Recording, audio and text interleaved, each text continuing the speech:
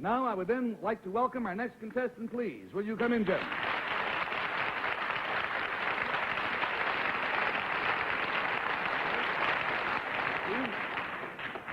Panel, I'm going to refer to these gentlemen as Mr. X and Mr. Y because I can think of at least one of you on the panel who would instantly recognize the names. So we will call them Mr. X and Mr. Y.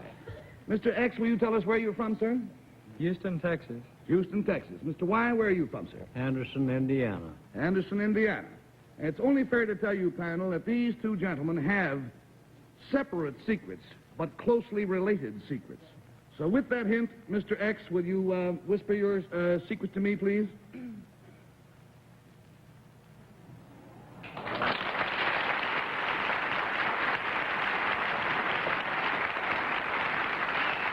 And Mr. Y, sir, if you will.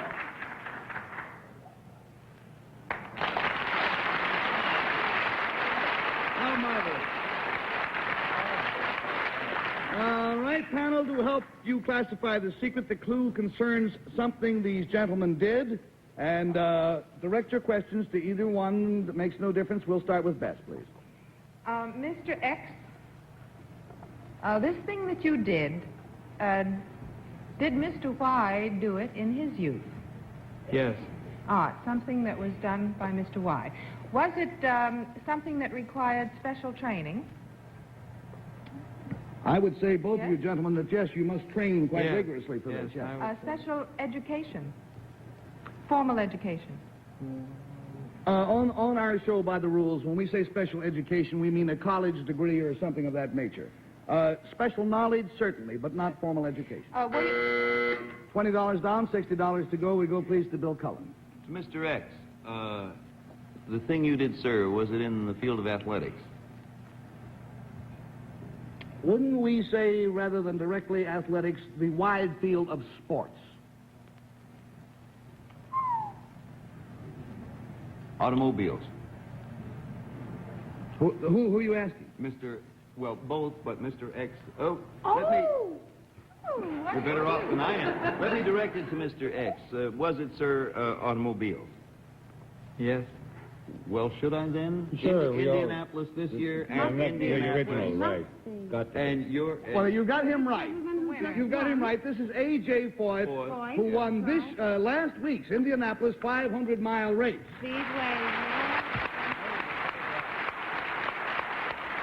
That's half of the secret, Bill. Mr. Y won the first Indianapolis race. Absolutely right. Ray Harroun.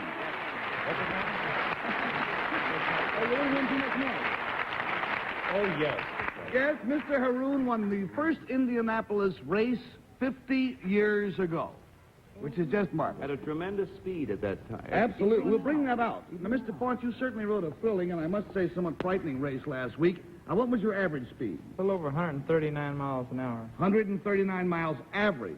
Now, Mr. Harroun, what was your average speed in the first Indianapolis race in 1911? Just a little under 75 miles an hour. Now, think of that. Our conception of speed has changed so radically in the past 50 years. But your rate was considered quite phenomenal at the time, was it not? Well, we thought it was, yes. It was more than a mile a minute in 1911. Sir, was the Indianapolis 500 as dangerous then as it is now? Well, it isn't any more dangerous now, I don't think, than it was then. But it's still safer than it is riding on the highways with some of these hot rodders. That is a matter of opinion. Now, sir, you drove a specially built and equipped racer. How much did your vehicle cost you? About $2,000. $2,000. By contrast, Mr. Foyt, how much did your Bose Seal-Fast Special cost? Around 30,000. Around 30,000. May I ask you, what makes a man want to go into a race that is so obviously and so consistently dangerous? Well, anytime you travel, you know, at a high rate of speed, you know, it's a little dangerous. But you take the Indianapolis Motor Speedway, for instance, the racetrack is a real safe racetrack, and, you know, they have guards and everything that control it. And actually, if it was real dangerous, I don't think I'd be out there. So I don't consider it to be so dangerous myself. Both of these gentlemen say that it's not dangerous.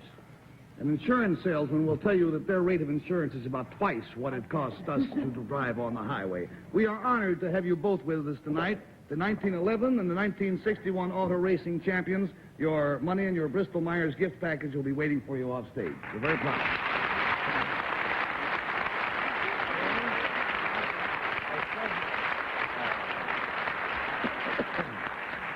We could do about 2 hours of shows just for those two fellas. It's fascinating. I'm sorry we have to hurry.